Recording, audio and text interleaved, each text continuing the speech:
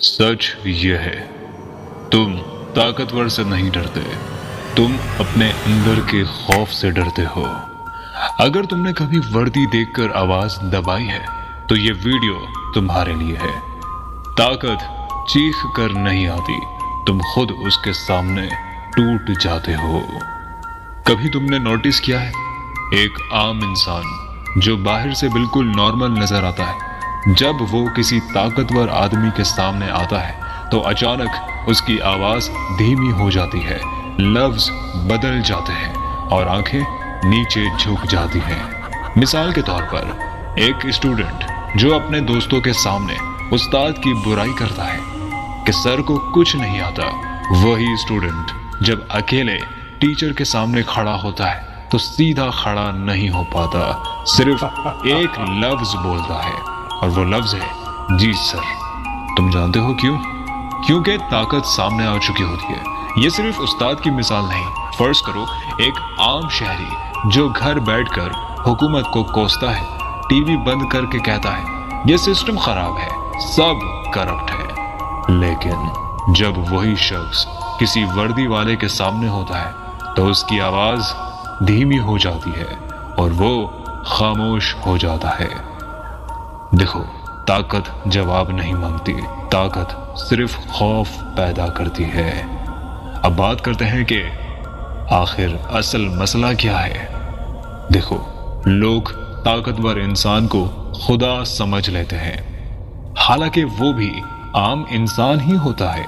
बस फर्क ये होता है कि उसके हाथ में इख्तियार होता है। नफ्सियात में इसको कहा जाता है कंडीशनिंग, यानी दिमाग को बचपन से सिखाया जाता है कि ताकत के आगे सर झुकाना महफूज है। हमें बचपन से कहा जाता है बड़े बोले तो चुप रहो, अफसर से ऊंची आवाज में बात मत करो, उस्ताद से बहस नहीं करते। ये सब चीजें आहिस्ता आहिस्ता हमें सिखाती हैं कि ताकत से डरो।